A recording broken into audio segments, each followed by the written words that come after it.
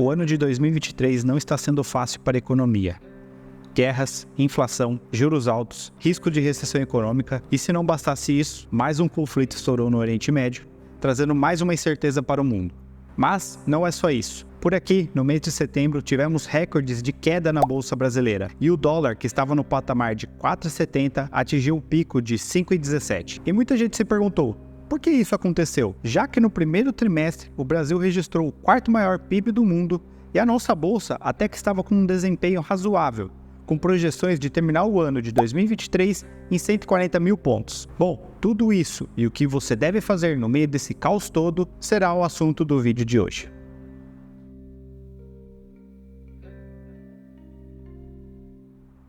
Você já deve ter ouvido essa frase em algum lugar, eu não como dólar. Ou então a frase que o Lula utilizou para criticar o teto de gastos. A bolsa vai cair, o dólar vai subir, paciência. Essas frases são no mínimo infelizes, porque sim, nós devemos ficar atentos com as quedas da bolsa e com a valorização do dólar. Primeiro que nossa bolsa recebe um grande fluxo de investimentos estrangeiros, que trazem os dólares para o nosso país. E apesar de vermos jornalistas, especialistas por aí dizendo que o iene vai dominar o mundo, que a China vai dominar a economia, que o dólar vai acabar, isso, se acontecer algum dia, está bem longe.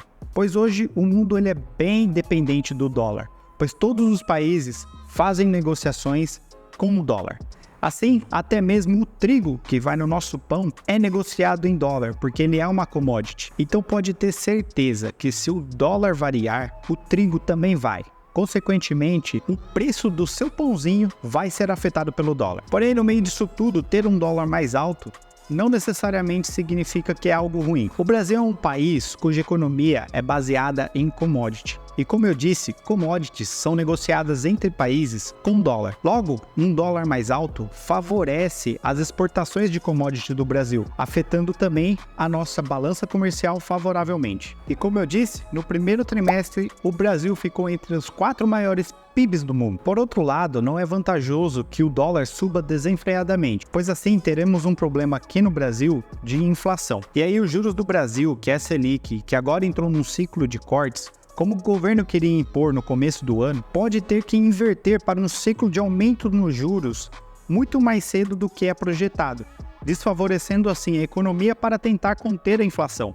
Mas beleza, se o Brasil registrou então o quarto maior PIB do mundo, por que tivemos a queda na bolsa e o dólar se valorizando? E o principal, como podemos fazer para nos proteger e proteger a nossa carteira? Bom, aí temos alguns fatores externos e internos. O mercado global, os Estados Unidos, estão enfrentando a inflação e os próprios Estados Unidos estão num ciclo de aumento dos seus juros. Os grandes investidores do mercado sempre estão olhando para expectativas futuras do mercado. Assim, os juros mais curtos dos Estados Unidos, como é a Selic aqui no Brasil, está aumentando. E além desses juros, nós também temos juros de longo prazo, juros de 30 anos, que aumentaram bastante nos Estados Unidos. Isso significa uma cautela maior do mercado em relação ao enfrentamento da inflação e também a tudo o que está acontecendo no mundo, como as guerras que estamos vendo por aí e que afetam o preço de commodities. E os juros americanos mais altos favorece o investimento em tesouro americano, favorecendo assim o dólar. Se pegarmos o DXY,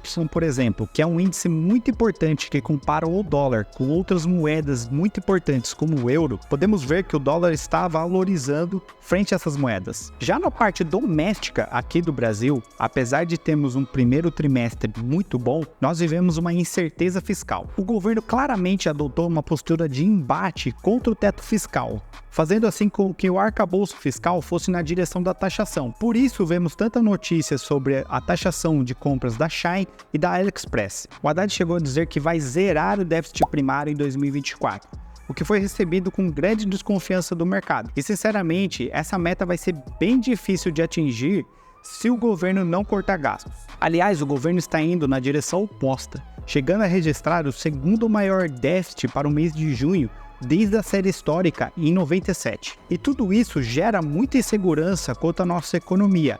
E somado ao nosso cenário macroeconômico, favorece a fuga de capital estrangeiro, resultando assim nas quedas da bolsa e na valorização do dólar. Então agora, no meio disso tudo, no meio de todo esse caos e insegurança, o que você pode fazer com o seu dinheiro? Bom, uma das primeiras características que devemos aprender assim que começamos a investir é ter resiliência. Investidores que se provaram no tempo, como Warren Buffett ou Benjamin Graham, adotam posturas que muitas vezes vai na direção oposta do que a maioria faz. Como o próprio Warren Buffett diz, compre ao som dos canhões e venda ao som dos violinos. Ou seja, nesses períodos você sempre deve analisar os seus investimentos. O que faz você investir em ações de uma empresa deve ser os seus fundamentos. Se ela tem negócios sólidos, se o mercado que essa empresa está inserida favorece o crescimento dessa empresa e de um mercado como um todo. Então, em tempos de crise, faz até sentido você aumentar a sua posição de compra numa empresa que você julga que tem um negócio sólido, pois o preço da ação dessa empresa vai estar em liquidação. Outra coisa que você deve sempre fazer é diversificar a sua carteira, pois ela vai te ajudar a mitigar as quedas do curto prazo. E outra coisa que também é extremamente importante que você tenha em mente é pensar em dolarizar a sua carteira, adquirindo ativos de bolsa americana. Hoje isso é muito mais facilitado, pois temos corretoras como a Avenue, que faz a ponte para que o investidor brasileiro tenha uma carteira em dólar, que é uma moeda muito mais forte. E ser um investidor global traz muitas vantagens, pois lá fora é onde temos as maiores empresas do mundo, chegando a ter empresas que valem toda a nossa bolsa brasileira. Então, em tempos assim, temos sempre que ser resilientes e temos sempre em mente os fundamentos que faz com que a gente invista em algum ativo. Pois sempre que tivermos crises maiores, como a de 2008, os melhores investidores são aqueles que foram mais resilientes. Bom, por hoje é isso. Se você gostou desse vídeo, peço para que deixe o joinha. E se você chegou até aqui, comente aqui embaixo. Eu vou dolarizar a minha carteira. Assim eu vou ficar sabendo que você assistiu o vídeo todo. Muito obrigado por você chegar até aqui. O meu nome é Jonas Silva e esse é o Catarse Financeira.